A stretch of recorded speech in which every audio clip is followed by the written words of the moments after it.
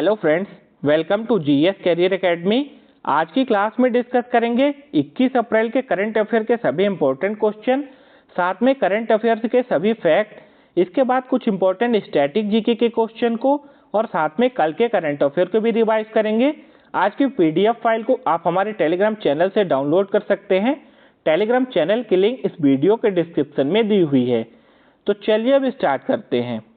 आज का पहला करंट अफेयर है, प्रधानमंत्री नरेंद्र मोदी ने वैश्विक आयुष निवेश और नवाचार शिखर सम्मेलन 2022 का उद्घाटन कहाँ किया है। तो अभी प्रधानमंत्री नरेंद्र मोदी जी द्वारा गुजरात की राजधानी गांधीनगर में वैश्विक आयुष निवेश और नवाचार शिखर सम्मेलन 2022 का उद्घाटन किया गया।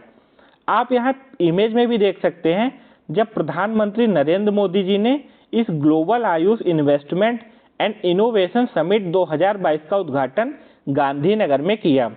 अब देखते हैं जो इस करंट अफेयर से रिलेटेड इंपॉर्टेंट पॉइंट बनते हैं। यह एक 3 दिवसीय सम्मेलन है। इस सम्मेलन के उद्घाटन सत्र में मॉरिशस के प्रधानमंत्री और WHO के महानिदेशक ने भी भाग लिया है। तो ये इंपॉर्टेंट पॉइंट है आने वाले एग्जाम के लिए। मॉरिशस के प्रधानमंत्री का नाम है प्रविंद कुमार जगन्नाथ। वहीं WHO के महानिदेशक कौन है? टेड्रोस एडोनोम गिब्रियस। अब यह जो आयोजन है इसको किया जा रहा है आयुष मंत्रालय के द्वारा। तो वर्तमान में आयुष मंत्रालय के मंत्री हैं सर्बानंद सोनोवाल। फ्रेंड्स, अगला करंट अफेयर देखें। इससे पहले आप लोग से बोलना चाहते हैं, अगर आप लोगों ने हमारे चैनल जीएस कैरियर एकेडमी को अभी तक सब्सक्राइब नहीं किया है तो सब्सक्राइब करके बेल आइकन को भी प्रेस कर लीजिए, जिससे कि आने वाली वीडियोस की नोटिफिकेशन आप लोग को मिलती रहे। साथ में अगर आज की वीडियो आपको हेल्पफुल लगे, अच्छी लगे, तब आप इस वीडियो को लाइक और शेयर भी करिएगा। नेक्स्ट करंट अफेयर है, यूक्रेन के राष्ट्रपति वोलोडिमिर जेलेंस्की ने किस देश के राष्ट्रपति से रूस के लिए आतंकवाद के प्रायोजक राज्य टैग की मांग की है। तो अभी यूक्रेन के राष्ट्रपति हैं वोलोडिमिर जेलेंस्की। इन्होंने अमेरिका के राष्ट्रपति जो बाइडेन से रूस के लिए आतंकवाद के प्रायोजक राज्य टैग की मांग की है। आप सभी को पता होगा कि यूक्रेन और रशिया के बीच अभी एक भयानक युद्ध की स्थिति बनी हुई है। इसी बीच यूक्रेन के राष्ट्रपति हैं वोलोडिमिर जेलेंस्की। इन्होंने अमेरिका के राष्ट्रपति जो बाइडेन से ऐसी मांग रखी है कि रूस को अब आतंकवाद के प्रायोजक राज्य का टैग दिया जाए। आतंकवाद के प्रायोजक राज्य का टैग होता क्या है? अमेरिकी विदेश मंत्री द्वारा किसी भी देश को आतंकवाद के प्रायोजक राज्य के रूप में नामित किया जा सकता है। कोई भी देश जिसने अंतर्राष्ट्रीय आतंकवाद से संबंधित कृत्यों के लिए बार बार समर्थन प्रदान किया है, उसे यह टैग दिया जाता है।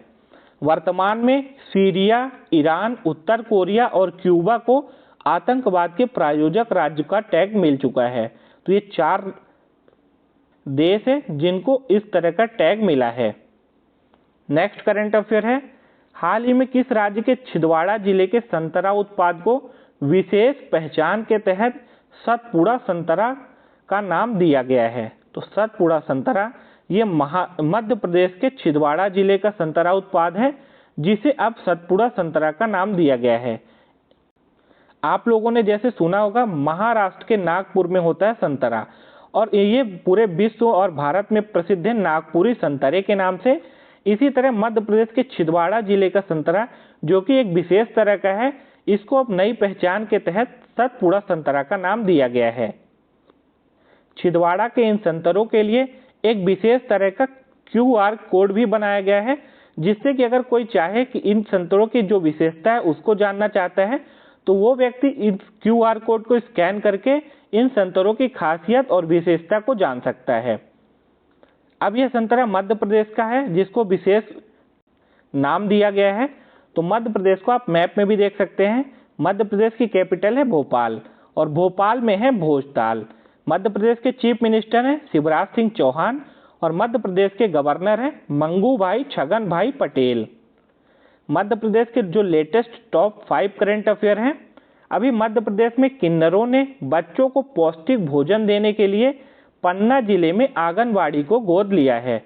मध्य प्रदेश के बीना रेलवे स्टेशन में भारतीय रेलवे का पहला सौर ऊर्जा संयंत्र स्थापित किया गया। मध्य प्रदेश का सबसे बड़ा ऑडिटोरियम RGPB यूनिवर्सिटी परिसर में बनेगा। मध्य प्रदेश के वन विहार राष्ट्रीय उद्यान में स्काई वॉक बनाया जाएगा। राज्य के मुख्यमंत्री ने अंबेडकर जयंती पर उद्यम क्रांति योजना को शुरू किया। नेक्स्ट करंट अफेयर है, विश्व बैंक की रिपोर्ट के मुताबिक भारत में गरीबी कितने प्रतिशत कम हुई है। तो अभी विश्व बैंक ने एक रिपोर्ट जारी की है जिसमें जो भारत में गरीबी दर है वो 12.3% कम हो गई है। तो इस क्वेश्चन के लिए सी ऑप्शन सही है। फ्रेंड्स, 2011 में भारत में गरीबी दर कितनी थी? 22.5%। और जो 2019 की रिपोर्ट है उसमें भारत की गरीबी दर हो गई है 10.2%। और इसी की वजह से भारत में जो गरीबी दर का यह गैप है वो 12.3% कम हो गया है। यानी अब गरीबी दर कितनी हो गई है? 10.2%। यह रिपोर्ट जारी की गई है वर्ल्ड बैंक के द्वारा। वर्ल्ड बैंक की बात करें तो इसकी स्थापना हुई थी जुलाई 1944 में। मुख्यालय है वॉशिंगटन DC में। वर्तमान में अध्यक्ष डेविड मालपास। वहीं वर्ल्ड बैंक का मोटो है, इसको आप जरूर याद रखिएगा, एग्जाम में पूछा भी जाता है, गरीबी मुक्त दुनिया के लिए काम करना, यानी working for a world free poverty. यह मोटो है किसका? वर्ल्ड बैंक का। नेक्स्ट करंट अफेयर है, भारतीय सेना के त्रिशक्ति कोर ने कृपाण शक्ति अभ्यास का आयोजन कहाँ किया है? तो अभी भारतीय सेना की त्रिशक्ति कोर ने पश्चिम बंगाल में कृपाण शक्ति अभ्यास का आयोजन किया है। तो इस क्वेश्चन के लिए ए ऑप्शन सही है।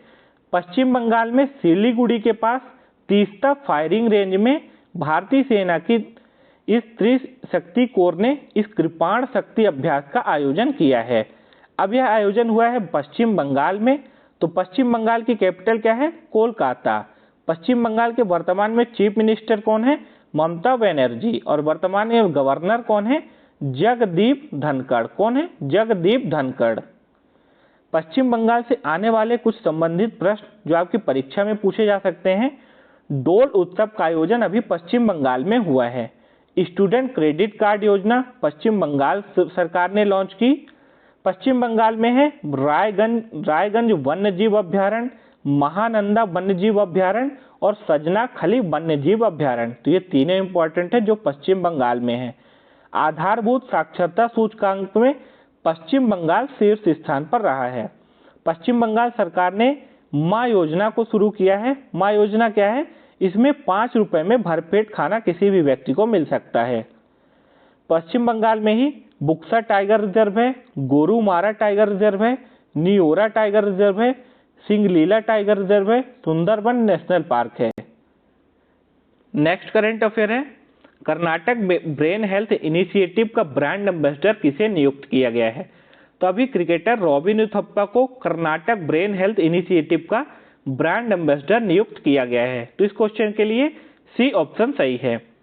अब ये ब्रांड एम्बेसडर वाली बात है, तो यहाँ पे जो अभी कुछ हाल फिलहाल में ब्रांड एम्बेसडर नियुक्त हुए हैं, क्लोथिंग ब्रांड है प्यूमा और इसके नए ब्रांड एम्बेसडर बने हैं जॉर्ज रसल।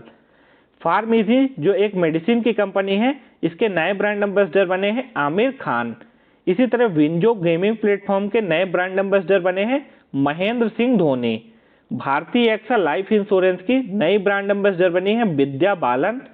डिश टीवी के नए ब्रांड एम्बेसडर बने हैं ऋषभ पंत।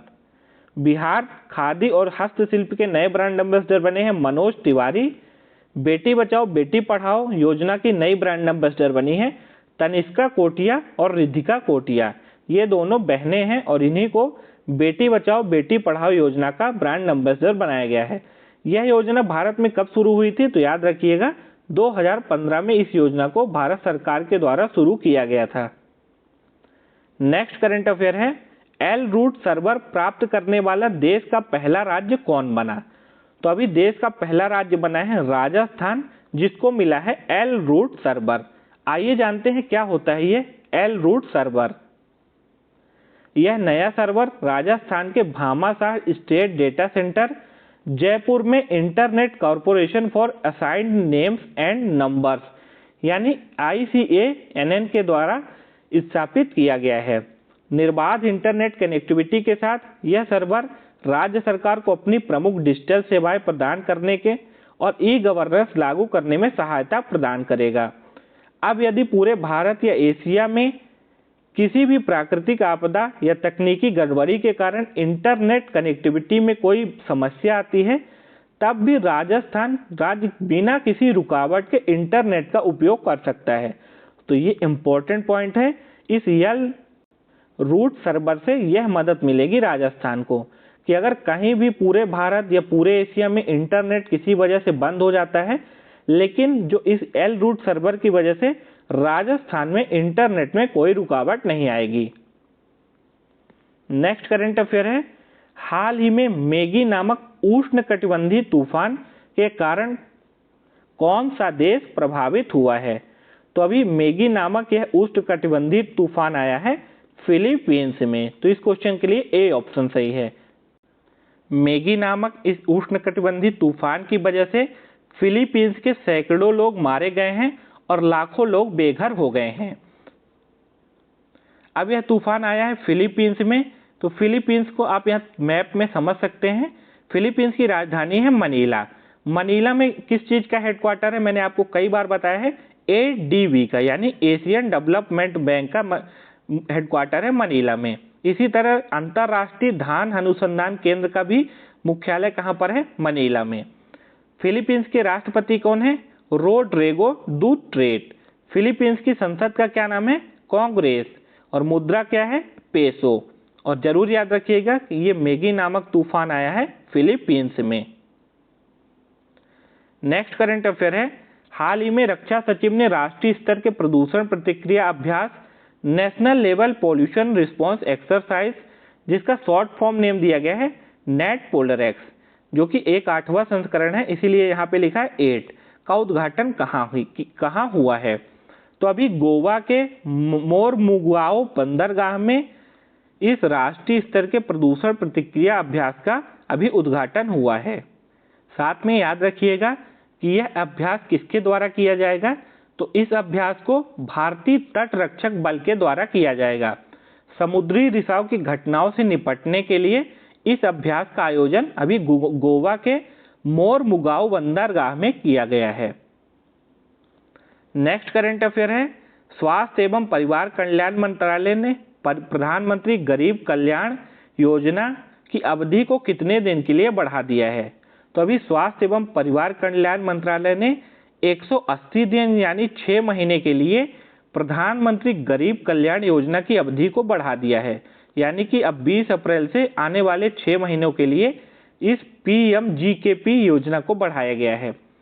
प्रधानमंत्री गरीब कल्याण योजना एक तरह की बीमा योजना है। कौन सी योजना है? ये एक तरह की बीमा योजना है।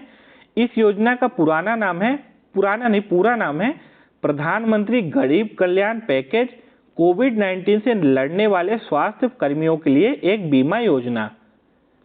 बेसिकली ये योजना कब लॉन्च हुई थी? तो जब पहली बार कोविड आया था यानी 2020 में, तब इस योजना को लॉन्च किया गया था।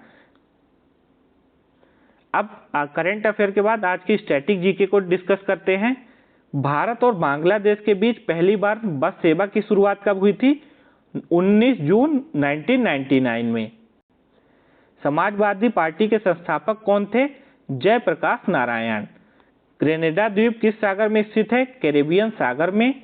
गांधी जी किस रूसी साहित्यकार से प्रभावित थे? तो उनका नाम है लियो टॉल्स्टॉय, जिससे कि गांधी जी काफी प्रभावित थे। सूर्य का व्यास कितना किलोमीटर है? 13,92,000 सूर्य का व्यास है। कई एग्जाम में पूछा गया है, वेरी इंपॉर्टेंट ये फैक्ट है, इसको आप जरूर याद रखिएगा। टाइफाइड रोग शरीर का कौन सा अंग प्रभावित करता है? आंत। प्रसिद्ध काव्य संग्रह मधुशाला के रचयिता कौन थे? हरिवंश राय बच्चन। रंगभेद विरोधी आंदोलन का नेतृत्व किसने किया था? मार्टिन लूथर किंग ने। मानव शरीर की सबसे सूक्ष्म इकाई क्या होती है? कोशिकाएं यानी सेल्स। जिप्सम का रासायनिक नाम क्या है? Calcium sulphate. चलचित्र बनाने वाले प्रथम भारतीय कौन थे? दादा साहब फाल्के। दादा साहब फाल्के। इससे कुछ याद आया आपको? जो भारतीय बॉलीवुड सिनेमा का सबसे बड़ा अवार्ड है वह किसके नाम पर दिया जाता है? दादा साहब फाल्के अवार्ड। पिछली बार दादा साहब फाल्के अवार्ड किसको मिला था? तो ये मिला था रजनीकांत को। और रजनीकांत से पहले दादा साहब फाल्के अवार्ड किसको मिला था? अमिताभ बच्चन को। अभी तक कितने दादा साहब फाल्के अवार्ड दिए जा चुके हैं? तो टोटल 51 दादा साहब फाल्के अवार्ड दिए जा चुके हैं। लुधियाना शहर किस नदी के किनारे बसा है? सतलुज नदी के किनारे। कंप्यूटर में फंक्शन कीज की संख्या कितनी होती है? तो 12 फंक्शन कीज होती है कंप्यूटर में। अब कल के करंट अफेयर को जल्दी से रिवाइज करते हैं। कल ही हमने डिस्कस किया है कि मणिपुर है जो पूर्वोत्तर का भारत का एक राज्य है और यहाँ पर पूर्वोत्तर का सबसे ऊंचा राष्ट्रीय ध्वज फहराया जाएगा। माइग्रेशन ट्रैकिंग सिस्टम एप्लीकेशन विकसित करने वाला भारत का पहला राज्य बना है महाराष्ट्र। अभी मॉरिशस के प्रधानमंत्री हैं प्रविंद कुमार जगन्नाथ और ये भारत की 8 दिवसीय यात्रा पर आए हैं। रेडियो अक्ष को भारत में पहली बार शुरू किया गया है जो कि भारत का पहला इंटरनेट रेडियो चैनल है। ये किसके लिए है? तो ये ब्लाइंड लोगों के लिए, यानी जो देख नहीं पाते, दृष्टिबाधित लोग। रेडियो का नाम क्या है? रेडियो अक्ष। विश्व की सबसे ऊंची सुरंग का निर्माण किसके द्वारा किया जा रहा है? तो इसको बनाया जाएगा सीमा सड़क संगठन यानी BRO के द्वारा। ये हिमाचल प्रदेश को लद्दाख से जोड़ेगा। किस देश ने भारत से कृषि आयात को निलंबित किया है? तो अभी इंडोनेशिया ने भारत से कृषि आयात को अब निलंबित किया है। राष्ट्रीय डाटा और एनालिटिक्स प्लेटफॉर्म किसने लॉन्च किया है? तो इसको लॉन्च किया है नीति आयोग ने।